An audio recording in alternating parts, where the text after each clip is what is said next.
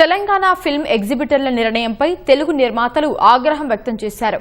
Percentage విధానాన్ని తెరపైకి తీసుకురావడంలో థియేటర్ల లీజుదారుల కుట్ర ఉందని ఆరోపించారు.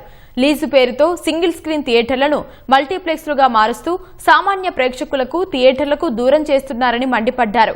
ఎగ్జిబిటర్లు వ్యక్తిగత ఎజెండాతో పర్సంటేజీ విధానాన్ని ముందు పెట్టి లబ్ధి పొందాలనుకుంటున్నారని పలువురు యాక్టివ్ ప్రొడ్యూసర్స్ విమర్శించారు.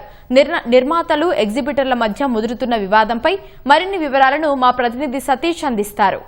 తెలుగు చలనచిత్ర పరిశ్రమలో పర్సంటేజీ విధానం అటు ఎగ్జిబిటర్లకు నిర్మాతలకు మధ్య తీవ్ర దుమారాన్ని లేపుతుందని చెప్పొచ్చు. ఎగ్జిబిటర్లంతా కూడా పర్సంటేజీ విధానం పాటిస్తేనే సినిమాలను ఆడిస్తాము, అద్దె విధానంలో ఇక ఆడించలేము, సింగిల్ స్క్రీన్ల మనుగడ కష్టమవుతుందని చెప్పేసి వాళ్ళు తేల్చి చెప్పడం జరిగింది. అయితే ఎగ్జిబిటర్ల నిర్ణయాన్ని వ్యతిరేకించినటువంటి నిర్మాతలంతా కూడా పర్సంటేజ్ విధానానికి తాము వ్యతిరేకం కాదు, కానీ థియేటర్ వ్యవస్థ ఎగ్జిబిటర్ వ్యవస్థ సవ్యంగా లేదనేటువంటి అభ్యంతరం వ్యక్తం చేయడం జరిగింది.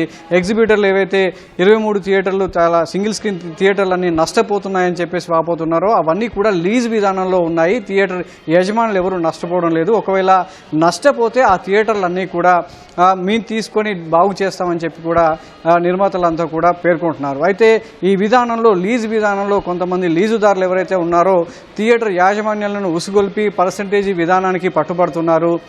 ముఖ్యంగా పెద్ద సినిమా విషయంలో పెద్ద విడుదల సందర్భంగా ఇలా బ్లాక్మెయిల్ ధోరణికి పాల్పడుతున్నారు. ఇది సమంజసం కాదని చెప్పేసి నిర్మాతలు వాపోతున్నారు. ఇప్పుడు సింగిల్ స్క్రీన్ తగ్గిపోతుంది సార్. మేము ఒక 15 ఏళ్ల క్రితం చూస్తే సినిమాక్స్ ఒకటి, బిగ్ సినిమా ఒకటి 2 ఉండేయండి మల్టీప్లెక్స్. అడుగడుగు అయిపోలేదు సార్. అసలు మీరు ఎన్ని ఒక 50, 70, 100 ఉన్నాయి మల్టీప్లెక్స్లు. సింగిల్ స్క్రీన్ తగ్గుతుంటే ఏమవుతుంది? మా సేట్ గారే మల్టీప్లెక్స్లు కట్టుకుంటున్నారు, మల్టీప్లెక్స్లు పెంచుకుంటున్నారు. ఆయనేమో ఇప్పుడు అసలు సింగిల్ స్క్రీన్ పరిస్థితి ఏంటి? 3 పూటలు తినలేకపోతానని మాట్లాడారు సార్. మీరు కట్టిన థియేటర్లే ఒక 50-70 సెంటర్లో 140 థియేటర్లు బతకొచ్చు సింగిల్ స్క్రీన్లు. మీరే మల్టీప్లెక్స్లు కట్టుకుంటూ వెళ్తారు.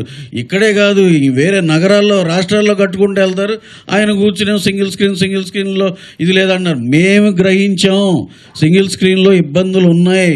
మేము we are open for everything, discussions and everything. కానీ మీరు రెడీగా ఉన్నారా? మీరు ఏదో ఎజెండాతో వస్తే అవుతుంది, కూర్చుందాం, యూనిలాటరల్గా ఇది కాదు, నెలాఖరు కుదరదు, అలా ఉండదండి. ఇది ఒక ఎకో సిస్టంలో అందరం మాట్లాడుకుని చేసుకోవాలి. అందరూ మాకు నష్టాలు వస్తున్నాయి, లెస్సీకి చెప్పేది ఏంటి, వీళ్ళందరూ మాకు నష్టాలు వస్తున్నాయి కాబట్టి మీరు పర్సంటేజ్ చేయాలంటున్నారు. నష్టాలు వస్తున్న వ్యాపారం ఎవరు చేయమంటున్నారు? వాళ్ళు మేము థియేటర్లు వదిలేయమని అడుగుతున్నాం. ఆ థియేటర్లు వదిలేయండి. మేము ఆ సినిమాలు ఇప్పుడు మా ఉన్నాయి రిలీజులకి మేము ఓనర్లతో మాట్లాడుకుని ఓ ఫేవరబుల్ టర్మ్స్లో మేము టేక్ ఓవర్ చేసుకుని థియేటర్స్ మేము రిలీజ్ చేసుకుంటాం. మీరు లాస్ వస్తుంది అంటున్నారు కదా, లాస్ వస్తున్నా థియేటర్లు పట్టుకుని ఎలా ఆడాల్సిన పనే ఉంది, వదిలేయచ్చు కదా. అంత త్యాగాలు చేయాల్సిన అవసరం ఏం లేదు కదా, వదిలేయచ్చు కదా థియేటర్లు. ఈ మధ్యకాలంలోనే ఒక మల్టీప్లెక్స్ మూసాపేటలో బాగా డెవలప్ చేశారు. నిన్న కూర్చున్న ఒక పెద్ద ఎగ్జిబిటర్, దాని ఎదురుగుండానే మనందరికీ బాగా అలవాటైన ఒక సింగిల్ స్క్రీన్ ఉంది. దాన్ని ఇప్పుడు దాకా డెవలప్ చేయట్లా. దాన్ని డెవలప్ ఒకవేళ ఓనర్ చేద్దామన్నా కూడా చేయనివ్వట్లా. ఎందుకు? ఇప్పుడు సింగిల్ స్క్రీన్ ఎంత బాగా డెవలప్ చేస్తే అంత బాగా జనం వెళ్తారు కదా. అంటే ఎదురుగా ఉన్న మల్టీప్లెక్స్ డెవలప్ చేయొచ్చు, జనాలు దానికి వెళ్ళాలి. సింగిల్ స్క్రీన్ మాత్రం కుప్పతొట్టులో ఉండి వాసన వస్తూ ఉండాలి, అంతేనా? దాన్ని డెవలప్ చేయనివ్వరా? పర్సంటేజీ విధానానికి సంబంధించి కేవలం నిర్మాతలు ఎగ్జిబిటర్ల మధ్య కాదు, ఒక 2 సంస్థల మధ్య వాగ్వాదానికి దారితీస్తుందని అభిప్రాయాలు కూడా వ్యక్తమవుతున్న క్రమంలో వాటికి కూడా నిర్మాతలు స్పష్టత ఇవ్వడం జరిగింది. అయితే కేవలం ఇటు మైత్రి సంస్థ కావచ్చు, ఎస్విసి సంస్థకు మధ్య జరుగుతున్నటువంటి వ్యవహారం ఇది కాదు, ఇది ఎప్పటి నుంచో ఉంది.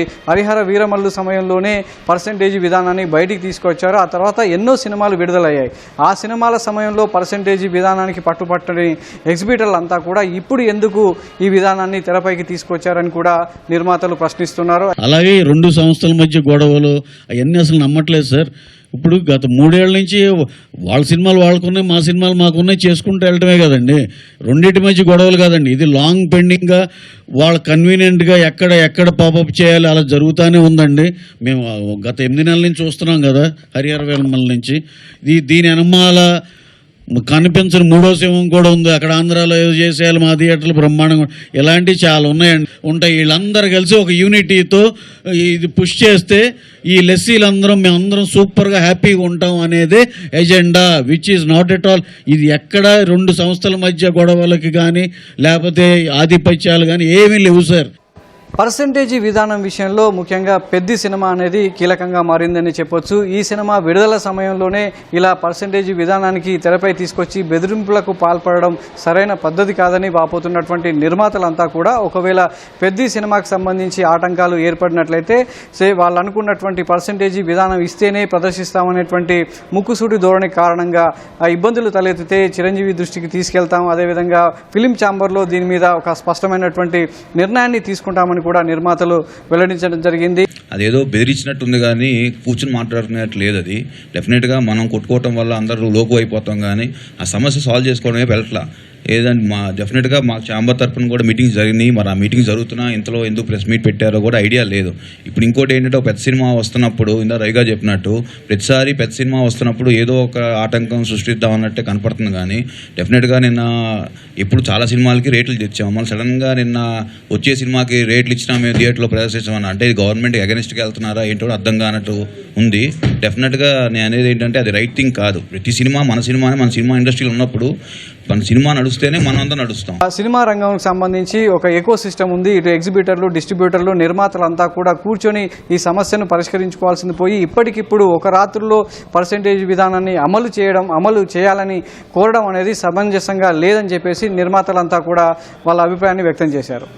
కెమెరామెన్ శ్రీధర్తో సతీష్, ఈటీవీ న్యూస్, హైదరాబాద్.